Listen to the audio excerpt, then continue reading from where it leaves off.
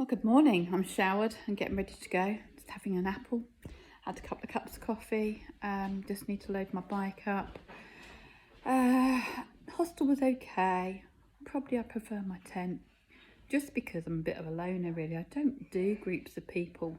Although it's very nice here. And the other girls in the dorm were really nice and really quiet. Because I laid on my bed mostly from 6 o'clock last night. And I was up about 6:45 this morning. In two minds really. I'd hoped to have a pit stop in Galway, but I don't know that that's going to be happening. There are some campsites near that, but they're like £30–40 a night, and I begrudge playing that. So I do want to kind of push on to Doolin, where there's a campsite where I can stay for 2 nights for 30 quid. But I also want to do the coast, so I'm like, what do I do? Because that's going to put my mileage right up to about 160. So do you know what? I'm just going to wing it today. I've got a couple of campsites near Galway if I have to stop for 30–40 quid a night, or I'll press on to Doolin if I can. So that's my plan. But first stop is Canam Abbey. I'm looking forward to that one.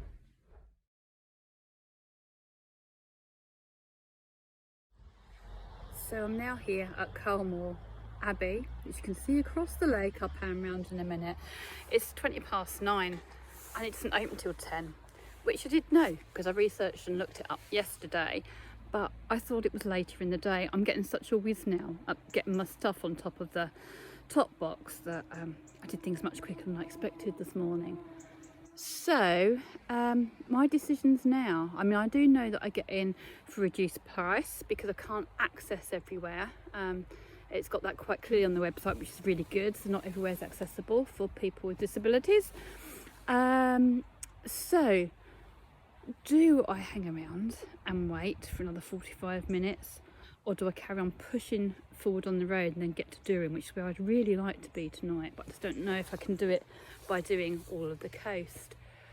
I think what I'll do is I'll just go to Letterfrack first, get some breakfast and make my mind up from there, because I have kind of seen it now, although I'm very tempted to go in. And I don't think there's any purgatory there, but decisions.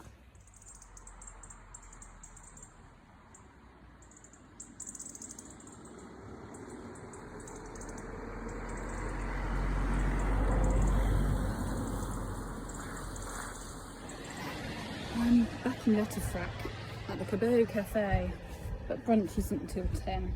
But it is Sunday, so, but I think it's like that every day, to be fair.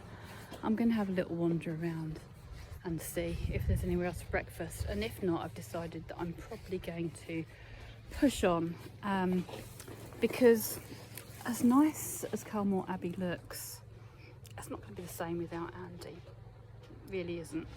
I've struggled a bit with eating out on my own without Andy, but you know, I'm managing to do that, but I just can't share it with him and share the experience. So I think I'm going to push on down the coast, maybe go to Clifton Castle on my own. To be fair, there was a lovely hearty breakfast at the hostel this morning. So it was the Old Monastery Hostel in Letterfrack, porridge and bread and things like that. But it probably wasn't gluten and lactose free, and I just didn't like to ask, because for all of this I'm really quite timid, and sometimes I really struggle to communicate because I fear repercussions.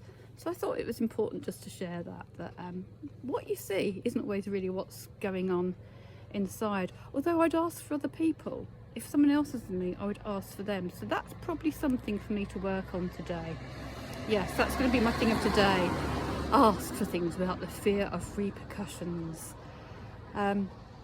But for now, I'm going to just carry on around the coast, I think, because I'd really like to get to Doolin campsite tonight if I can. I know it's a long way and I'm pushing it, but I'm going to take a day out tomorrow. That's the reason why. I'd like to go over on the ferry and see the cliffs of Moher. Moher? I kept thinking it was cliffs of Mother. You know what I'm like. But it wasn't until people going, Moher, and I'm like, oh, you don't pronounce the T, and I realised there was no T in it. But there you go. That's just me. Hope that made you smile.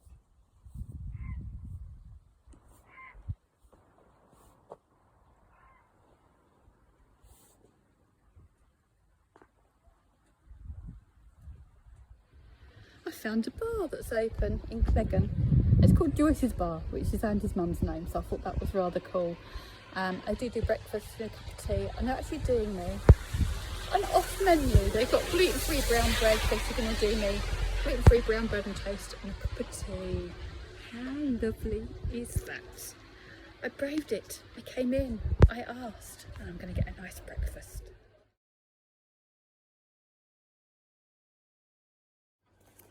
So not only did I have a lovely breakfast here made for me, but they do a lot of work for cancer here and cancer charities, and I just mentioned what I was doing, and the lovely ladies give me €10 towards the charity, so I'm absolutely made up.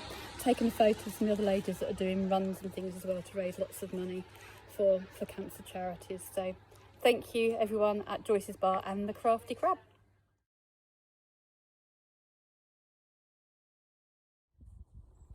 So I've been riding along thinking about Frederick Alexander, who 100 years ago wrote about something called end gaining, and how we all almost even walk with our heads pointed forwards because we're all focused on where we're going rather than taking in what actually is. And he went on to write something called the Alexander resting technique, which has been used for many years in mental health and relaxation.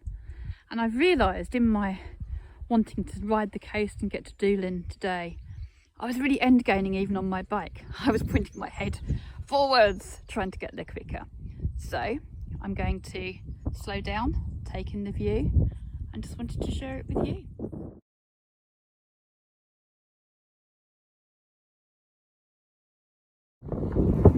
Don't worry, I left the cows in peace. And if you don't know what the previous photo is about, then you'll have to watch Esther's YouTube and then it'll explain a bit more. Anyway, I found Clifton Castle on my map, so I thought I'd follow that now. About a mile and a half back up the hill, there looked like there was a castle. I sat nav was bringing me down here. So down I came to Clifton Boat Club. But it's quite a nice place to have a little bit of a rest anyway. And then I'll head on back up on my magical mystery tour.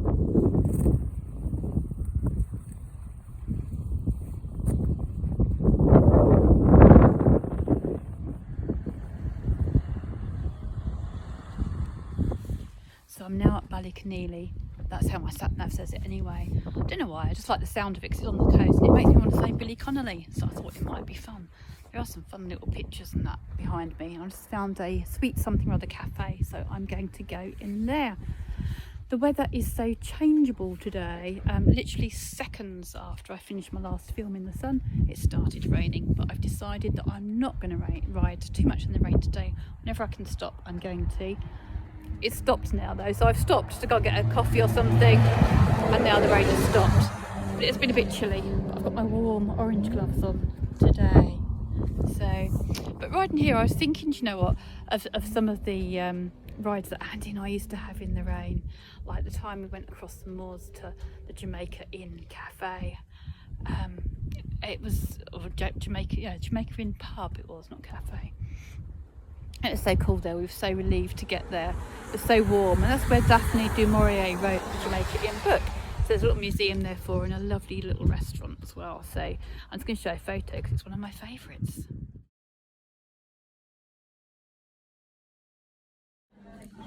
And the time we got so wet riding to Glastonbury from out of Cornwall that Andy had to wring out our clothes.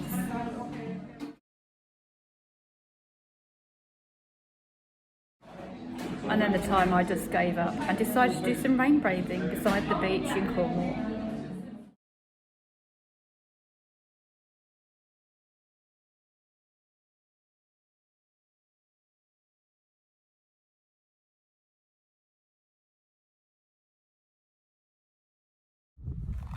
So I just went to get my bike, couldn't find my glasses, stepped back, stood on them. Oh my god, look!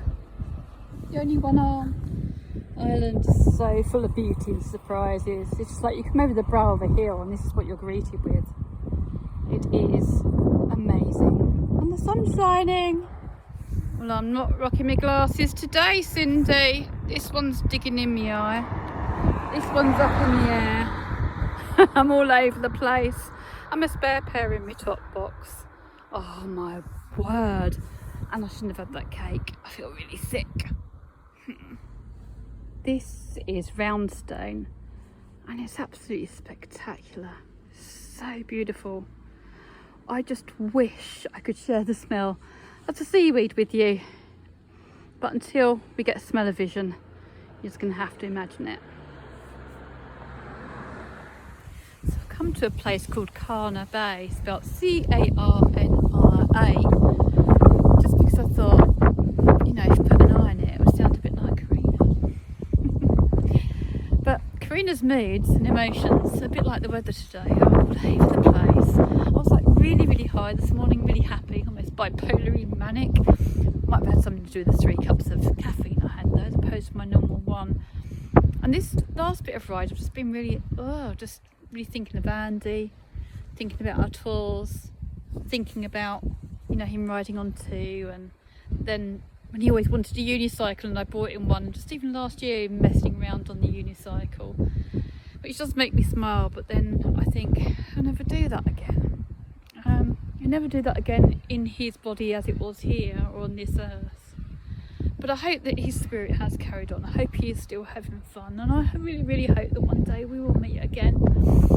And you know, I've broken things and lost things on this trip, but nothing is as great as the loss of Andy. And I'm not going to let any of this break me, because if it doesn't break you, it makes you stronger, right? And that's what I'm going to do, day by day, strength by strength.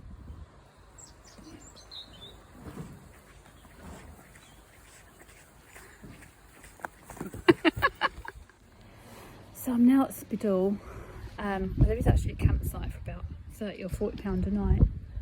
I'm wondering whether to stop there or not. I've just ridden through some rain. There was nowhere to stop, typical. Now the sun's shining, there are places to stop. But yeah, I'm just kind of thinking I might just book into the campsite further round. Can't remember where it is. Doolin. At Doolin, it's another 55 miles, so another couple of hours to go. If the weather stays like this, then it's okay, and now I've had a break, then that's okay. It's not really a problem. There was a chance of possibly a pit stop at Galway tonight, but it doesn't look like that's going to happen. But thank you, Terry, for trying anyway.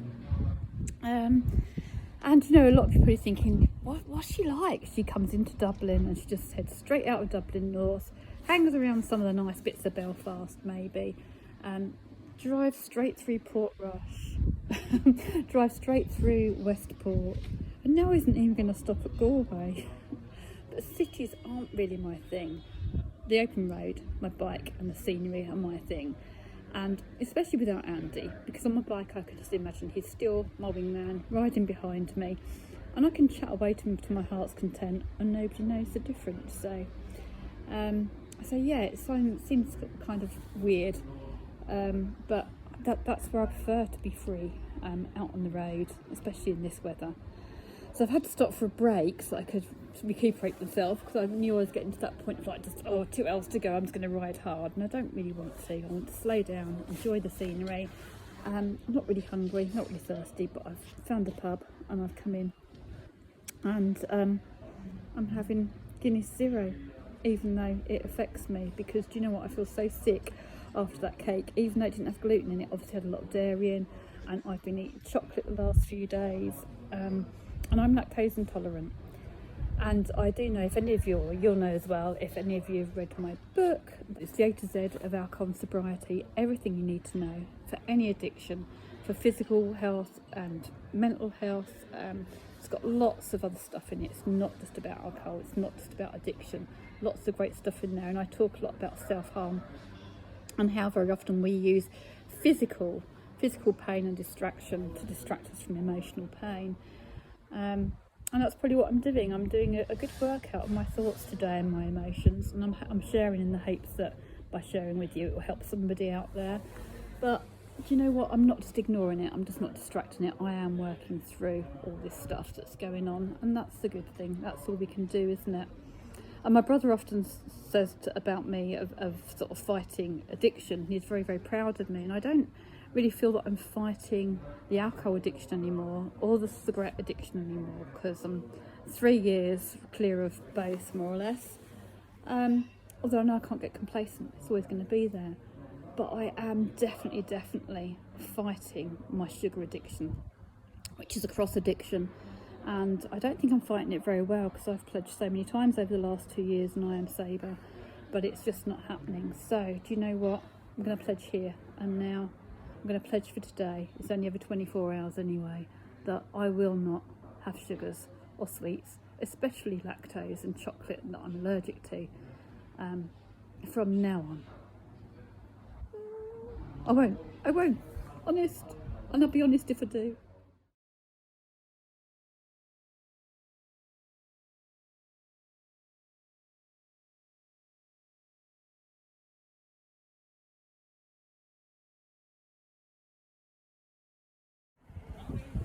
So that's really not fair, is it? But because I've just pledged to you, I'm going to stay here and do my video and not succumb. I'm not going to go in there. I might go in for coffee, I do coffee, but I will not go for the chocolate. So anyway, last hour or so, what's been happening? Well, I came out from my Guinness Zero from the pub, and there was a nice chap looking at my bike called Colin, and I met him and his wife Vicky. So hi guys, nice to chat to you. And they're actually camping on the same site as me tomorrow night. What a small world is that? Anyway, I then realised I was about to get on my bike that I'd left my camel back in the pub, so I went into the pub, and then I came back out and put my key on my bike and, well, tried to, but it fell, and it fell onto a ridge bit underneath the bike, and I couldn't find it, I couldn't get to it. Luckily, by this time, Shane had come over to look at my bike, and he got down on his hands and knees, bless him, and after quite a lot of fumbling around, he found it, so got me back on the road. So thank you, Shane, and hi to you and your lovely family. Nice to meet you all. Anyway, as I got back on my bike, carried on riding, and I'd been messaging my brother whilst I was in the pub, and I'd said to him about Galway. I wasn't really interested in cities, so he said, okay, but whatever you do, just make sure you go up Salt Hill and to the Spanish Arm, because the scenery is incredible. And I said, okay, I'm going up the Wild Atlantic Way, so I probably will go past it, and I got a thumbs up from him. So I decided to put Spanish Arch in my sat-nav, and then ignore it for the Wild Atlantic Way and carry on following the sat-nav. You've guessed it, through a housing estate to the city centre of Galway. And as I got to, did I say Dublin earlier? I'm not sure if I did. Anyway, as I got to the city centre of Galway, I was at the Spanish Arch, and I'm not sure where the arch was, whether it was the breeze blocky looking concretey bits to my right that was a bit like an arch, or the left bit, which is a bit of an arch at the end of a very busy high street. I don't actually know, but you guys probably know far more than this crazy UK tourist who probably couldn't find a tour around her own caravan park right now. Anyway, if you are walking, running, driving, riding, cycling up Salt Hill today, even paragliding, I hope you enjoyed the view. I'm using acceptance in the fact that I missed it. I didn't see it. But what I did see as I came through Galway was at traffic lights, this lovely bus driver lady who waved me. So that was nice. Big shout out to the lady bus drivers, actually, and to the lady dumper truck driver and lorry driver that I've seen in the last week. Hats off to you all, and to all you ladies that ride out there on 2 wheels and even 3 wheels. And thank you to all of you that have waved, bibbed, hooted, smiled, thumbs up to me today. It's been amazing. You've put a smile on my face, and I hope Bumblebee and I have put a smile on yours too. Anyway, I'm only about 23 miles from the campsite, but 48 minutes because of these roads, they're pretty slow. So it will probably take me a little bit longer, because I think I'm going to go a little bit more out onto the coastal route. And you know what, I'm going to skip coffee here. I'm just going to head straight on.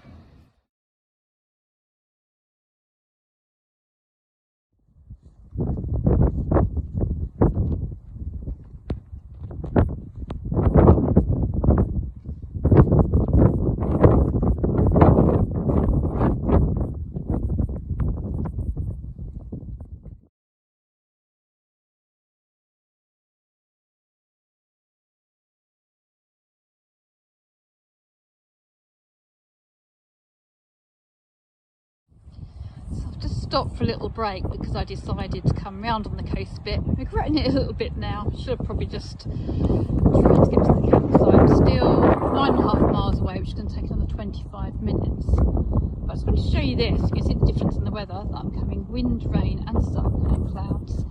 But I think its landscape's definitely changed since I got south of Galway.